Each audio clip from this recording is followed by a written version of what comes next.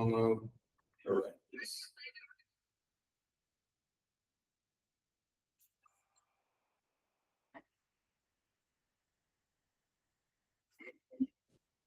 My bad. I thought I was already in. I thought I was waiting for you guys. Oh, no worries. It's all good. We're recording now. But we're recording right now. Give me 2 seconds. Let me fire this off. I fucking had a give me 2 seconds. It's like when we lock in. Props to GB. It's so the GD, dude. Sorry, sorry. I'm thinking about rainbow fish right now. I got this big glass of different stained glass. Like some of them are called like cathedral. The other ones are called like 3 millimeter, like fucking cardinal. I don't know. There's fucking so much different stained glass. And then like I want to fucking make something. One of my friends was showing me like a stained glass fish, and I got fish on the brain. So then I thought about the fish. The fish book that's like all sparkly and shit. I was like, I'm gonna make this, but anyway, that's my whole. The rainbow fish, the rainbow fish. Yeah, that's what I thought. I was like, dude, like, hang on, I got this whole fucking. All right, homos, I'm ready. Best this is the episode that takes off. Okay. So before jumping into the book, I want to discuss why we discussed. I want to discuss why we chose this book. There was 3 options, and this one was on your list to choose from. So I want to know why. Why this book? Yeah. Have you hear about it? So a lot of the books I pick up are mainly from podcasts. He was on the author of this book was on Lex Friedman's podcast. Oh, okay. And so he was talking about the new age of the world, not so much of the history, because this is it's not old, but it's not new either. It's right. Like his next book is on those and stuff. Yeah. So he has like new books. And so I think it's probably like one of his first books that got really popular. And so it's when was this book written? Do you guys know? Does it say? Published date on the front.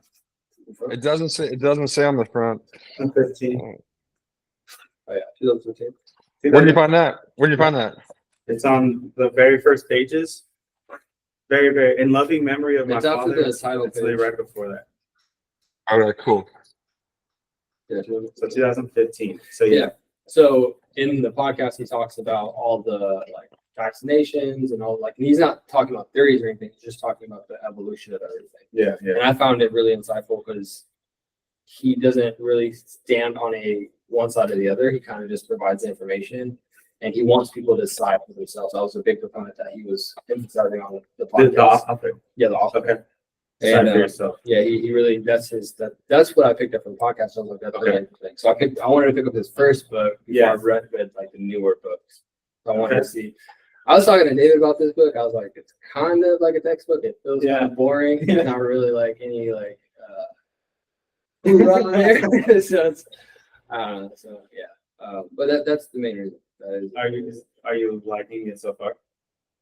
First few chapters were kind of it's a story for sure. Yeah.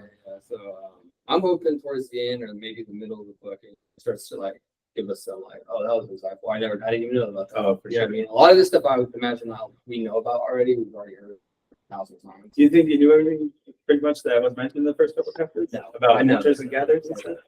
All the little details that you mentioned. That was pretty cool. Yeah, it was actually like all the little details and stuff. Yeah. We'll jump into it, but it's not disappointment at this point yet. Okay. Yeah. But real quick, one thing I think is kind of funny is like you mentioned you got this from listening to a podcast, and I was like explaining like the last book we read was like if we compared it to music or like listening to stuff, it was like listening to like a Beethoven or something. And now it's like we put on a podcast and we're like, all right.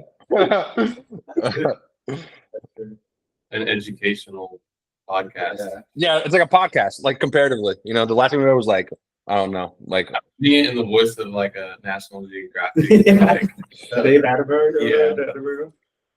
Yeah. millions and millions.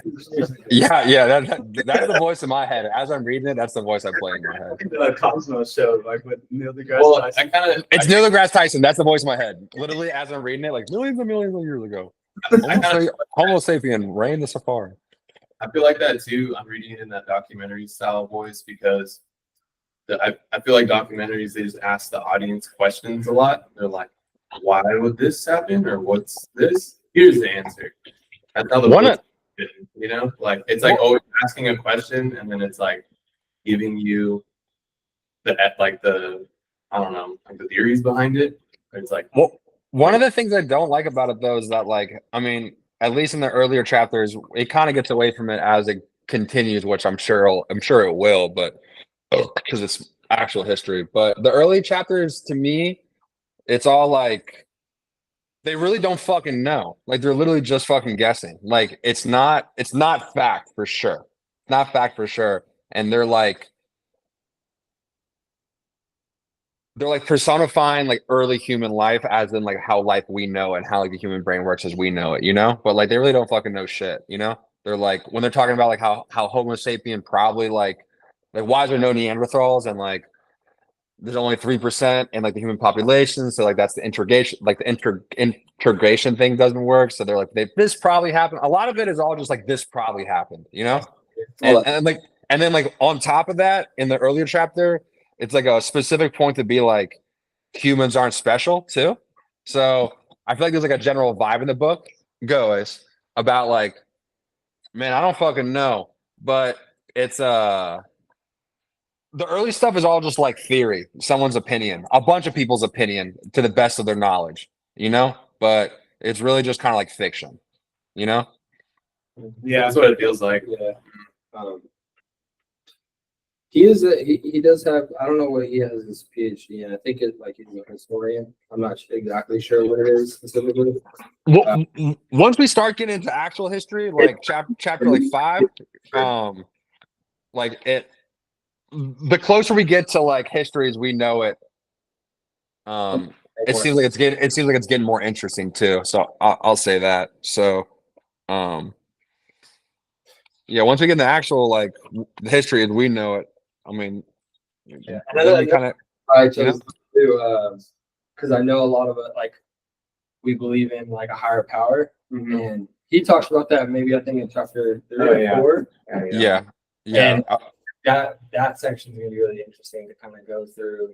And when I was reading that section, I kind of thought to myself, like, if he's, let's say, the theory of like what he's presenting to us, like the cultures back then, and not even a culture, they didn't really have a culture. They were people were trying to survive. These humans, they didn't look up to anything. They just went out and got along with each other. But there's other species of humans, and so they weren't thinking about like, I don't know. That section is really interesting. Okay. I want to unpack that idea because it's fresh in my mind right now. So something I was with my dad and my brother today. We were hiking and I was talking about this book a little bit. And my dad brought up a good point, a really interesting point. It's going to tie it all together. But one of the things that Devin was starting to unpack was that like our ability to imagine fictitious things because of the complexity of our language, and that separated us from Neanderthals. And it talks about how like animals, mammals, and simple primates and humans are able to have like pretty decent self-governing levels of hierarchy through intimate relationships where like our maximum is like 150, they say. Like at my school is a good example. We pretty much function pretty healthily because like most people know who everyone is, or you know enough of everyone who is, and your reputation carries you. So if I tell you something, people know that like me, John Croson, in my school, like I have a good reputation, like they should listen, you know? And vice versa if you have a bad reputation, because it's at the intimate level. And one of the reasons why they think that they said the Homo sapien was successful in like defeating the Neanderthals is just simply their numbers, because then the Neanderthals were bigger than them. So like in a head-on conflict, they should lose. Right. And one of the things that my dad tied in when we were talking about the fictitious part of like how religion ties into the fictitious part, a larger idea than an intimate level of relationship, you know, something. My dad says that he listened to this guy that talks about probably one of the earliest coded things, like why boogeymen, werewolves, and vampires are like so coded into our DNA, is that it was probably an early representation of a Neanderthal, because Neanderthals, because they had bigger eyes, because they had bigger heads. Probably, this is all like in theory again. They probably hunted a lot at night and would kill a lot of humans at nighttime.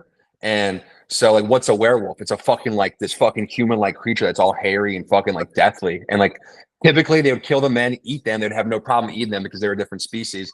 And they might take away the women, like how like a fucking werewolf takes away a girl. So like these early stories could be like coded into like our fear of the boogeyman that's in the woods, just like how we're scared of cats and snakes and shit. Right. And I thought that was like, I was like, damn, what a fucking good like. It's like he like played a chord on like a thought that was already there, you know. And I was like, oh, cool. Yeah, it makes sense. When we said it like that, it made sense to me, you know, like we're so coded of like a creature in the night that's like a monster. Like, what's a monster? It's like a fucking caveman, you know? Yeah. And so Up in fur, you know what I mean? She actually, You know, wrapped up in yeah. fur, like if you're from the cold areas, you know, you have to deal with people in fur all the time. Wearing Yeah. Wearing a werewolf masks, mask. yeah. I feel like that's a I want to go through this in sequence, or how do you? Sure. So let's see.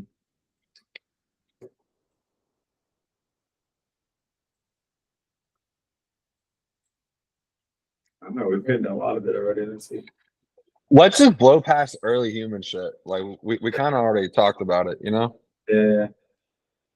Like early humans, the cost of thinking. It's like, all right. These faces look crazy, dude. That's true. Yeah. That is Loki crazy. is a werewolf, you know. Yeah, right. It's like early Neanderthal kind of looks like a werewolf, right? And like imagine that those things got good at hunting you at nighttime because they could see better at nighttime. So like they could raid a human camp at night and fucking like kill the men, eat them, and like rape the women, like a for real, like a fucking werewolf type shit, you know? I was like, damn, dude. And then so the theory is that humans started hunting Neanderthals during the day, just like how a vampire and werewolf are weak during the daytime. Yeah, he also mentions how us human Homo sapiens kind of killed off Neanderthals. We got smart with the way we hunted, and we started to consume a lot of their vegetation in their surrounding areas. Yeah. And so we did it so well that in their harvesting time, they didn't have anything to harvest. Right. Well, yeah, again, they're saying it goes back to like being able to have the numbers on their side. Like they were like the Neanderthal would be like a cap at like 30, but like the Homo sapien could go like hundreds. Right. And like if you're a band of 15 to 30, if you lose 5 individuals, it's a huge loss. Like huge loss to like manpower, hunting power, protection. But if you're Homo, dude, you got tons of people, you know, not a huge deal. Not a huge deal. World War Z, just throw more at the problem. Well, I've been listening to this fucking Roman podcast too, and a lot of how the Romans won was just pure numbers. They just had fucking more people, so it makes sense. Yeah, even the communication aspect, how he intertwines the gossip factor of us as human sapiens actually prolonged our like development. Like that actually assisted us in growing within larger communities. Yeah. Because what John was saying, like you get to know the reputation of people based on what other people are saying about that person. Right.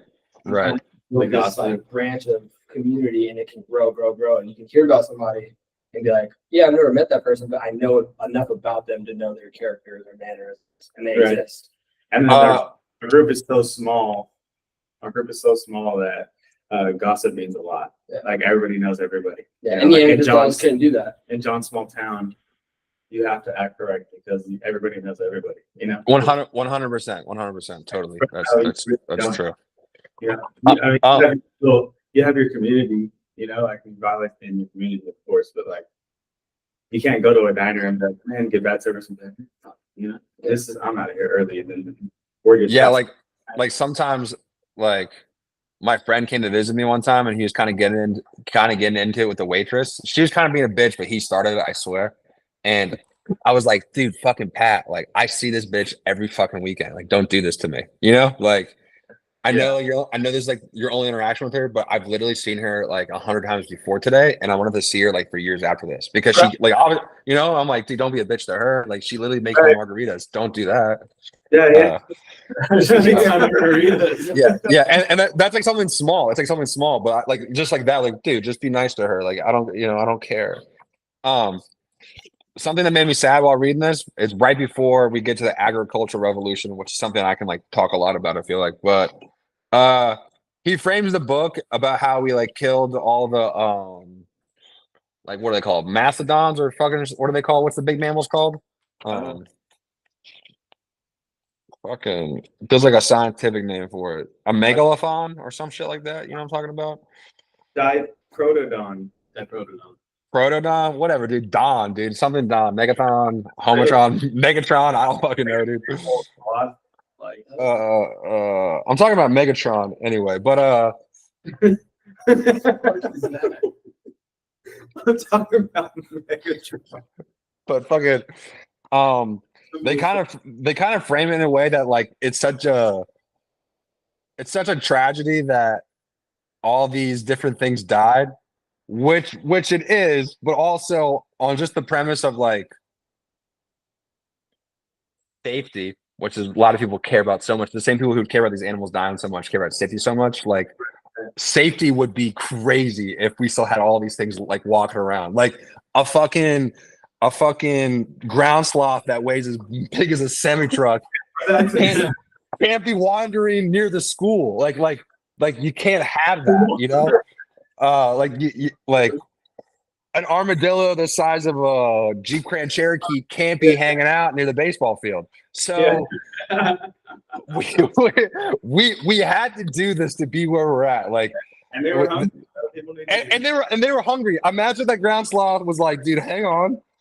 You know, you're playing hopscotch, and all of a sudden you get scooped up. Like you just can't do that.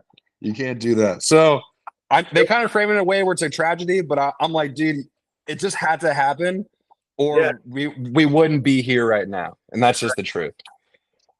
You know, that picture of the hands on the rock, and it says on there, it kind of looks like people are pushing off on the other side. I was like, yo, I need this picture, dude. Like, it'd be so awesome to have that picture on the wall. Like so many ancestors are leading up to you, you know? You know what? When I saw that, I was like, isn't that so fucking like, cool.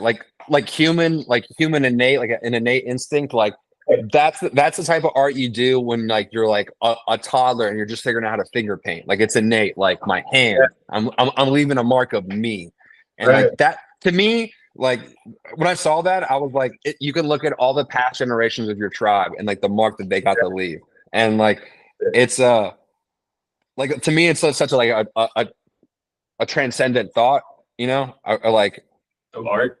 It's so of art. Like at my elementary school, I got to make a little fucking ceramic tile that's still on the wall today. It's been like 20 years now, 20 plus years now, and like mine isn't a handprint. I made a self portrait of myself, but in similar fashion, some people did do a handprint. But it's the same thought of like the people before you, and like they're literally built into like the foundation of like the tribe, you know? Right. Damn. Yeah, it's kind of nuts to think about. Something real quick that I listened to super awesome Roman a brief thing of all of Roman history. And one of the things that like why I think Romans were great and why we used to be great is that like a lot of what dictated Roman future was Roman past, and like the responsibility on your shoulders of like your predecessors, whether it's your family or the position that you held, etc. And you had like a lot of responsibility to like uphold that, and like people put bricks of a foundation of a thing that you're currently living in, and it was your responsibility to not only be a good steward of the bricks before you, but also like put a brick in yourself and help build for the next set of bricks, the next set of people. And I was like, damn, hell yeah, that's it, you know? Like that I like that, like I don't know, that way to aim, I guess. Huh? It's a good paradigm. Yeah. That's the way to put it. It's a good paradigm. Yeah, I respect that too. That's pretty cool. America used to be like that. Oh man. Yeah, so you said you discovered this book in an interview, and he seemed pretty impartial, kind of non-partisan. In this book, are you feeling a partisanship at all? Like he favors some ideas versus some others. Well, I would imagine if he has his PhD, so he spends his whole life studying history, and one thing I push back on John is like because it is I almost want to agree with the opinionated, like because it is theory. Like there's no way of proving. It starts Well, out evidence on is the, good. It starts out on the first theory, Yeah, like and the then Big Bang theory. Like Yeah. I can't Right. even realize Right. 30,000 years ago, and he goes way further back in time than that. And so the cognitive renaissance age, where we start the recognition of humans developing a consciousness, Yeah. comes 60,000 to 30,000 years ago. Like even that is hard to Yeah. fathom. It's hard. 70 was the cognitive revolution. 10 was the agricultural revolution. Yeah. And so if he is like impartial about he's in the center of a lot of this stuff, it makes sense, because how could you stand on one side or the other, and like what side would you stand on? Like, because a lot of it's theory regardless, right? Like you have to be able to show, like he uses a lot of images like the handprints and the first, I don't know if it was a Homo sapien or a Neanderthal that built that structure, the lion head, Yeah. and the conceptualization of the art piece that came out, like people recognized it like years later as something like someone had an imaginative thought that to build something like that. Okay, and they don't know if it was religious. Yeah, they don't know where it came. Yeah, was, you know. so it's hard to. But I do find myself being pulled to people that are like, here's information, just decide for yourself, and you have the decision to make that. Yeah. There's like verbiage like myth and stuff like that, but when it comes to people who believe, writing myths is bold. You know what I mean? That's very bold to put into your book. And but you know, with all the stuff that's happening, like the agricultural revolution starts, right? And they start to settle down. He's like, well, women could have more kids, this and that. It sounds like from that point on, it's going good. But the way he sells like the agricultural revolution, he's like, it was a trap from the jump. Yeah, Totally. And sorry, keep going. right. And I was like, I mean, that's one way to look at it, you know. So it was delivered from a lens, you know. I was like, that's one way to look at it. But I was like, without all this, like, humans wouldn't have developed to what they are now, you know.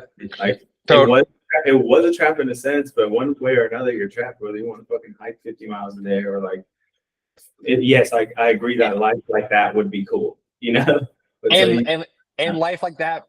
I think the thing he's playing on the emotion is that when like we've all felt it during different times, like when we're backpacking or whatever, or when we're more disconnected, is that it's more fulfilling. Yeah.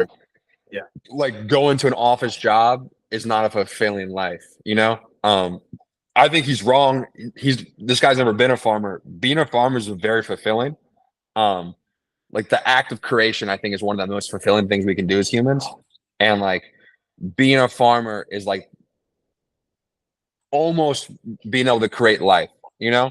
You help birth a better version of life that best suits you. Like when you tend a field and like your crop works, like so rewarding, you know. Like putting up a new fence and be like, this is gonna be the new pasture, very rewarding, you know. Like your livestock being successful, very rewarding. I feel like life on the farm is hard work, and when he makes the point of like how all the people in the Egyptian paintings are bent over because like we weren't evolved to do that, I felt that, because a lot of times I feel like me being a pipe welder, like isn't it crazy that like I'm doing all this fucking crazy shit, like I'm literally a monkey and I'm like carrying pipes, welding, like it's a crazy like hard life that like we weren't meant to do, and I felt that, you know. But I think being a farmer is very fulfilling, so I think he missed that. And yeah, one thing I think, it's hard work, and sometimes like you take some L's, like your crop gets burned, or all you can eat is rice. You know what I mean? Yeah, I think the thing that kind of stood out to me was the safety factor is when you don't have the structures of like government institutions or politics or borders, for let's just say a border, then that kind of let's say for hundreds of years tribes kill tribes for like ancestors. And so let's say a tribe just fucking falls to nothing and they just have spears, but there's a tribe 100 miles away that has farmland, agriculture. And so that safety factor, like that's all you're thinking about. And then you have to go outside with not knowing if there's 100 villagers watching you, ready to take your agriculture from you. Like Right. take your food, your family, kill everybody, and take everything from you. So I do recognize that point as it's just a different way of living, but I do see what you guys are saying is he gave that a lot of focus. I mean, I don't know if he's been backpacking, but at nighttime, if you're roaming like a backpacking trip, it's still pretty sketchy when you set up because you're like, oh, I don't really know. Yeah, So you're you dealing never, with it. you never know what's out there. Like literally, boogeyman's out there. You know. And it's almost more scary, you know, because you're out there in the middle of nowhere, you know. Yeah. But if you're at the house, you're like, all right, at least I got it. Well, it's probably not the middle of nowhere. Like my dad and I were talking about this, like in Virginia, for example, like the acorn used to be a really valuable thing, the chestnut too, in the Appalachian Mountains. And like, unlike wheat, which I want to get into because it's like, did we tame wheat or did we tame us? And that's a funny thought. But acorns were like a super valuable thing in like the East Coast Appalachian area, and there'd be like huge harvesting seasons, just like we were talking about, where people might camp out for months at a time during acorn season. Yeah. But because of the rate of like what a tree grows and all that stuff, like the Indians, Native Americans never fucking like domesticated the acorn tree. But what they did was they would know around this time that they would migrate towards where the acorn and chestnut trees were, and then they would harvest them. So like it's not like so what I was getting at is like it's not like they probably didn't know where they're at. They probably knew like their terrain probably like 100 miles all direction and like moved towards it like accordingly. Like when it was fishing season, I bet you they like camped out by the river and like were there, you know, type shit, you know. So When it got cold, they came down the mountains. yeah. So like they probably have like a whole system of like moving with the ecosystem on like when it's a good time to be there, you know. Yeah. Out here in California in the mountains, the local natives, there's a Mono tribe. There's a couple different tribes. They would go up to like Mono hot springs and all that stuff in the winter. Oh, excuse me, in the summer. They go up there and when it's nice as hell. Yeah. There's food there. There's fishing. There's acorns. You look in the holes. Oh, excuse me, the rocks. You'll find like little board holes. That's from the Indians crushing acorns to make flour and stuff like that. And then Yeah, when exactly. it would get cold, they slowly start making their way down. So like they, you know, the table, you're heading out to Table Mountain, the road, Auberry Road. There's like there's a turnoff and it's called the Sierra Conservancy. And they like do like hikes and stuff out there. But you go down there and it's like right at the front of the range of the mountains, right where the valley starts. And you see those same holes. So like you see like they travel up and down the mountains with the seasons. And they'd be like, oh, okay, well, here's where we can harvest this year. Here's where we can fish this year, you know? And then they to Obsidian Dome, harvest obsidian and make their weapons with it and come back during summer. True. See, like exactly. Like they have like a system to it. Right. And it was just like kind of timed with like the season. So like it's not like they were just like they didn't know where they're at. They knew where they were fucking at. They just weren't in one place for more than like a few months, you know? So good. Hey, yeah. Another thing, the wheat thing. Have you guys ever heard like the thought of like are we a body with a brain or are we a brain with a body? You know? It made me think of when they said like, did we harvest the wheat or did the wheat harvest us? Like from the wheat's perspective, we have like he mentions in the book, which is I think really funny. Like we have the humans like thinking about the wheat, like the wheat's thirsty. We should build it more aqueducts to keep it fed. Hey, the wheat doesn't like other weeds next to it. We got to spend the whole day picking other plants so the wheat has room to grow. It's like, oh, dude, it's cold outside. We should go cover the wheat with blankets. Like all the time, we're thinking about like how to make the wheat grow. And like the wheat went from being like really low on the totem pole to being like one of the most successful plants in the world. So it's just really funny like how that fucking shit works, you know? Like the fruits evolved to be tasty so animals would eat them and poop out the seeds, you know? And like by chance wheat was like the perfect thing for us to domesticate, you know? And by then they were able to be super successful. Like it's just like it's like, you know, did they do that on purpose or was it just by chance? Same thing like with the fruit, you know, it's like it's so crazy. Ace.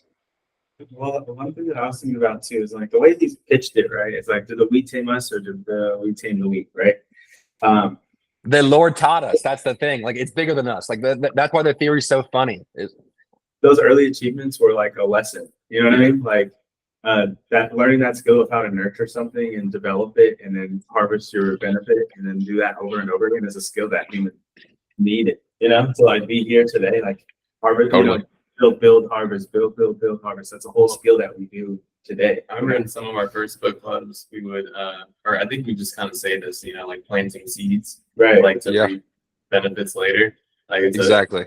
it's like a, I don't know, like a creative way of, you know, reaching your goals, you know, like thinking about it like that. And then how the physical task of farming was a Right. legit, like that's how we survived. Mhm. So Yeah, that I don't agree with that lens necessarily. Like we learned discipline through being farmers, and I don't think that that's necessarily a bad thing. Like, are you tamed? If you're saying being tamed is being untamed is being undisciplined, I don't think that that's a bad Well, thing. how I think of when I was reading this is the stories told of history are from the winners, right? Like, so it doesn't matter who took over the farm or who got killed or who like took over people's crops. If it's a large village or a small village, doesn't matter. Like the people that told the story and carried the story further and further along were the people that could survive the longest.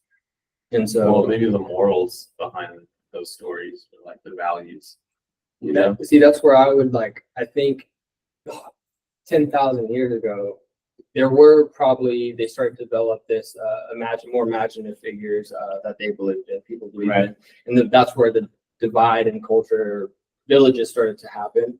Yeah, but Muslims, Christians, Jews. But even then, stories are told from winners, and it even goes back to the 1700s, like the Roman age. Like we're told stories from the people that won.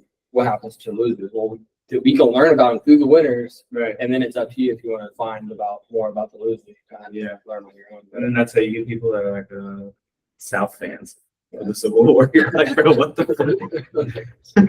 How do you even know this type of shit?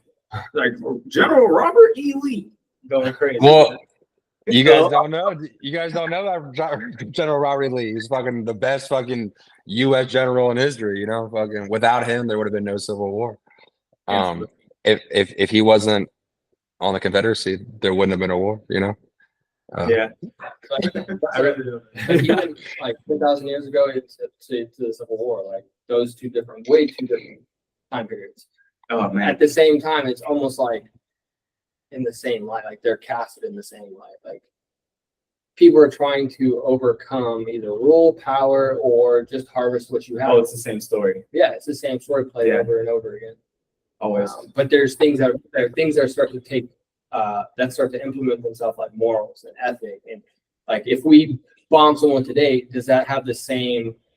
Is it the same weight compared to if we bombed someone during like Hiroshima? Like that carried a lot of weight. And I think we learned a heavy lesson with that, like bombing and Nagasaki. And like, so it's like, do we really want to repeat history like that again? Like I think we do things, we learn and figure out, okay, let's not do that, or let's continue doing that. Yeah, since the beginning. Yeah, and it just keeps like so. Yeah. Real quick, I just want to because I want to go back to the farming thing because I'm with Jay on this. Again, dude, the farming, like, it's probably one of the best ways a human can actually interact with its ecosystem in harmony. If you like, not this like mass farming that we do like to feed our country, but like if you're an individual farmer, like I said, my mind's on the fucking Roman Empire and listen to this podcast, but to be successful Roman and like have the high social status is to be a farmer and a soldier. Because like if you're a farmer, it's literally freedom. You don't depend on anybody. You make your own food, your own furs, you plow your own fields. You have your own wood from your own timber, from your own trees. So if you operate a farm correctly, you're literally a free man, totally. You know, through discipline, but like the discipline is like inherent though. The discipline's inherent. Like even when you're hunter-gatherer, there's discipline of it. Like if you don't do this task in front of you, you guys won't get fed. So like being fed is always like the discipline of being fed is always a thing. And like it's so much so that people like become fat because like they're still thinking that they're like, I need to be fed, you know? So, but in like today's culture, if everyone was just like an independent single farmer, like we'd be way better off, you know? Mm-hmm. single farmer, like they have their own garden. Yeah, like imagine you had like 5 acres where you could have like a few beasts of burden, poultry, and like a garden that could like actually hold you down, you know? Like you'd be fine, you know? As long as you had like a well and stuff, like you'd literally be fine. Like you wouldn't need anything, and the things you would need, you could like you would have money to buy for anyway, you know? Do you think in that, if that, in that hypothetical situation, do you think everybody could be a farmer, like individually with their families? Yeah, they Like, think that's a possibility? no, Not today, but like, we're, I guess. Yeah. I mean, for like, is that possible? Like, is it possible today? No, just because of like how many people there are and like the amount of space we have. I think like probably enough space in the world, probably, but like cities and stuff, the population doesn't work. But is it possible? Yeah, like societies before us, like I said, like the Romans were like the biggest empire in the world, and like every Roman man was a farmer first, soldier second. And that was like their full-time job, which was being a farmer. So yeah, for sure, you know. like rooftop gardens. They're starting to do vertical gardens now. Like they just have like a row and they go up and up and up. It's like a building that's all garden. Yeah, They're doing like innovative things for sure. But this book I read with Nadine called Ikigai, it talks about blue zones in the world, and they studied one area. And blue zone is a place that has an average age or that lives the longest. And one of the things they found about I think it's Okinawa, Japan, is that everybody there, the average age is like 99, right? Everybody there has a vegetable garden, and they eat the color of the rainbow with every meal. So like, you know, purple, blue, red, you know, the whole spectrum. they say you should eat fucking 30 different vegetables a day, Yeah, so they eat their own vegetables. They have their own vegetable garden. or maybe it's a week. Sorry. Tend to it every day in the morning, and so having a garden would be really sick. Yeah, I got some. I'm starting with some basil right here, and it's going well. Dude, like my parents right now have a garden, and like all my dad's jellies, like he makes all of his jellies, all of his own jams. Like today he gave me like every week I get like a few tomatoes, a few peppers, like a few onions, and like they're all from his garden. And like he pickles stuff. So like if he had a little bit more property, like they could have like actual animals. I mean, like we used to have chickens and stuff, so we used to always have eggs and shit, you know. So like it's definitely possible. Hell yeah, dude. Apple trees. We had apple trees growing up. We had apple trees, mulberry trees. There's raspberries. There's strawberries. There's blueberries in my parents' yard. So like, there's tons of stuff. Yeah, I remember that in Washington. You just go for a walk outside your house. There's blueberry vines and blackberry vines. You just pick them and fucking walk around, just be eating fresh fruit. It was insane. My grandma had a cherry tree and like an orange tree in the backyard, and it just felt so like natural, amazing. Yeah. Something primal, Sakura flowers and something primal my ancestors got triggered. Yeah. Wow, this is what you need. Hell yeah, dude. Yeah, I'm starting to get into events and stuff like that. Fucking that money tree one. You see how fucking solid it is? Big, yeah. It's getting huge. Yeah. And like the areas where one grew, like 3 more growing right there. I'm like, holy shit, this thing's. I don't know. I'm trying to figure out how to train it. Yeah, dude. There's actually some real beauty in like farmership, like just taking care of plants or animals. Dude, just like you were taking care of life, and if you do it the right way, like there's a huge reward, you know. So, real quick, you got me thinking like how like awesome plants are. There's a stump in my backyard, okay, and there used to be a tree, and there's this huge roots that come out and like from the ground like this. Okay, well, I thought they were just weeds that just grow up too big. Well, I went. There's like 4 different baby trees that are growing vertically up from the root. And I'm like, damn, dude, like nature's fucking crazy. Like the tree was killed, fucking catapitate. And then fucking and then fucking 4 new trees. 4 new trees are growing out of the root. Like it's just like it's amazing. Like, it's amazing, you know? What tree is it? I don't fucking know. I had to cut some of them though because they're fucking getting in my way. But I left one. Bro, cut one out. R.I.P. Cut one out and start a little bonsai tree, bro. It's definitely not a bonsai tree. It's fucking probably like You make I don't any know. bonsai tree, any tree. True. Well, the reason why I stopped is there's bees around there. A bee stung me trying to cut them. It was like nature was mad. I cut 3 out of the 4 heads like a hydra. So again, I had to back out of the lot because the bees were defending the tree. So fucking yellow jackets, they weren't bees. They're honeybees. They would have been nice. Yellow jackets are mean. Anyway, Marcus Aurelius was talking about bees like being a part of the whole, like worker bees. dude, I've learned some bad news about Marcus Aurelius during my Roman podcast fucking deep dives. What happened to him? Well, my understanding was I thought he was like the GOAT, okay? And pretty much he fucked everything up. He fucked everything up pretty much. He was during a time during the 3rd stage of the Roman Empire when they're back to having an emperor. And the thing is that like when the emperor would die, it had nothing to do with blood. They would just pick like the most powerful or correct guy for the job, okay? And then they would posthumely adopt them, okay? Marcus Aurelius broke that line of like peaceful transition of power that had gone on for like 250 years, and he picked his son. His son was like a complete fucking bitch, like not a good guy. So like during Marcus Aurelius' time, it is known as being the high of like Roman emperor culture, of Roman culture during like this 3rd stage. And then like his son is noted as being like the first of the long decline. And historians of that time wrote it as saying Rome went from the golden age to the age of rust. I was like, holy fuck, dude. I thought he was the GOAT, but like he spent all this time fucking thinking about how to think, and he fucking made a bad decision. I was like, what a fucking human. Like, what a fucking human. Like all this fucking time thinking about how to think and like your responsibility, and he fucking breaks the rules and picks his son to be emperor. He was like not a good guy. Yeah. It upset me a little bit. I was like, Marcus, I thought I knew you, dude. I was like, damn it, fuck. I still like your book though. Yeah, the book is good. Yeah. Just shows how human he was. Yeah, right. He took showers and baths just like the rest of us. He took a poop, dude, just like the rest of us. Yeah, dude. He ate fucking Caesar salads just like the rest of us. Caesar called himself dictator for life, and he got killed for it. And lesson one: when you become king, don't call yourself king. That's what they learned.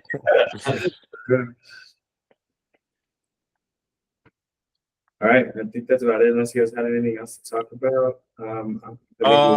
I'll say the picture of the cow in the box. Fucking, I was like, damn, dude. Fucking, that one hurt me a little bit. And him talking about the guys being bent over because it's like not what we're supposed to do. That hurt me a little bit too. Like sometimes I do feel that way. You're wearing the cow shirt. No, the pictures. Just sometimes I felt that way. Like I'm doing such a hard job. Not anymore, but I used to. Like it's just so unnatural. Oh, the cows that there was something like the cow can't move. there's something that felt weird about working at the McDonald's plant. When I was there, just seeing all the cows just getting lined up in this thing, like they're all getting Man, now. to serve your damn big level.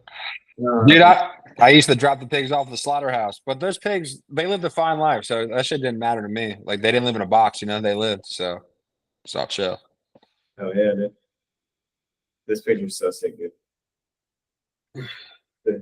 He's like, the bird could signify the soul leaving the body. I was like, all right, that's a little bit of a reach here. Yeah, that's what I'm saying. I was like, all right, dude. We're just taking shots in the dark here. Let me get to take a shot at it.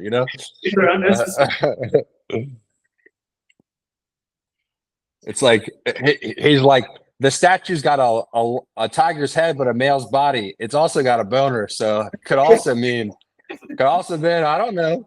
He's like, he's like, I'll let you decide. It's like, I don't know, dude. Could have been some weird porno shit. I don't know. Yeah. Like Collective fatherhood. Did you guys remember that part? The what? Families. Oh, the collective. I was like, dude, get the fuck. Have you seen fucking primates? They're like, that's not my kid. Boom, boom, boom, boom, boom. Yeah, I was like, bro, hell. As I was reading down, it's like, Hell no. Yeah, I was like, dude, Tell what man that you want. Yeah, like, no, because they're all careful. We're like, dude, that is not Yeah, it. dude, when he was talking about it, he was like, the whole tribe would have to bust in her because they were like, then we don't know who the kid is. It's like, whoa, dude. Population in total, not It was, Well, that's a lot because we learned like, hey, we probably shouldn't do that shit. Turtle soup. Like, just fucking Turtle destroy. Well, Turtle C was right, dude. Dang, dude. And then, wait, hold on. I have it on here somewhere. Page 42. The I just don't proponent- think I don't think that's the case. Like we're so instinctually like possessive. The proponents of this ancient commune theory argue that the frequent infidelities that characterize modern marriages, modern marriages, the high rates of divorce, not to mention the cornucopia of psychological complexes from both which children and adults suffer, all result from forcing humans to live in nuclear families and monogamous relationships that are incompatible with our biological software. I was like, yo, this is red pill right here, right? Yeah, look, I get what we did as humans. Yeah, That's something we should not replicate. I totally disagree. Like, I mean, we've all been in relationships. Like, I feel like it's like super instinctual to be like at some level possessive of like, don't be with anybody else. You know, I want you. I want you to only look at me type shit. Like, I want you to only have eyes for me type shit, you know? And like, you don't even need to be taught that. That's like what like love is at first, you know? Like lust and love are like kind of similar, you know? So, I just disagree, you know? Like, isn't that just natural? Like when you like when you have an interest in a girl, you're like, can you only be interested in me and I'll only be interested in you? Yeah, and then they have like a real tough winter, so it's just 4 guys and 1 girl. The kids all Nah, dude, look, dude, the three guys could be the 10th. Like I'll hang out. Let's move. Ancient commune? yeah, who's the guy who first proposed that idea? Probably some beta male. Yeah. The Alpha died one year. They're like, well, let's try this new thing out. We can cut our penises off. Whoa. Fucked up. All right. This one was really cool. The first pet, when they're talking about domestication of dogs, I was like, oh, this is sick. I feel like you would have liked this one, John, too, because he's like, they For use sure. animals for like fucking alarms and deterrents, and I was like, yeah, this is actually pretty sick. So that happened before the agricultural revolution happened. For sure.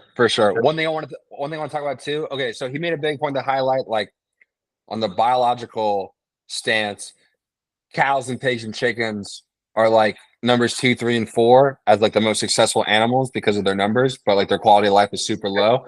Yeah. I want to say yes, in the current system we're living at now, but for many hundreds of years, their quality of life was actually way better than being a wild cow, a wild pig.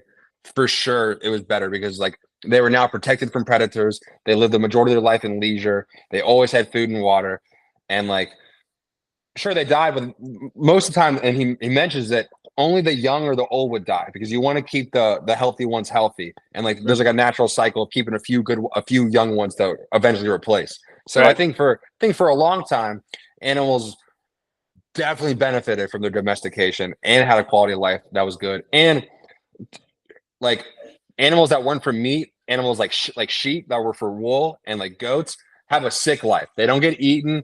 They fucking get taken care of and protected. So like I think they got a good deal too. Yeah. Trade-off. Huh? Bacon. It's a good trade-off. Bacon and free-range cattle. Yeah, I think for like most of human history, when they were domesticated, they had a good trade-off. They had like a decent lifespan of like living in leisure, being able to graze, being protected. I think it was like typically pretty decent, you know? Yeah, I watched these 2 farming channels on YouTube when I'm putting on YouTube. It's a Gold Shop Farm and Ann of All Trades, and they walk through how to do gardening. They walk through how to take care of like cattle, pigs, goats, like ducks. They take care of all this stuff, and it seems like they're busy, you know, but they seem very fulfilled. Yeah. Very fulfilled. And so like it'd be cool to start with something a little small, like something little basil pinch, whatever. Oh, learn day one. Couldn't. Oh, lady. That would be really hard, though. Hell yeah, it would be hard. It'd be hard as fuck. Hell yeah. 24/7. No sleep. No, that's still, I'm not Amish. All right. Cool. You want to get to post meeting questions? Sure. I'll stop the recording. Yeah. Y'all hot? Hot? Hot. No, not really. Well, there's two Is damn that things. the fan on or AC? What is that? It's a cooler. The cooler? Cooler. Not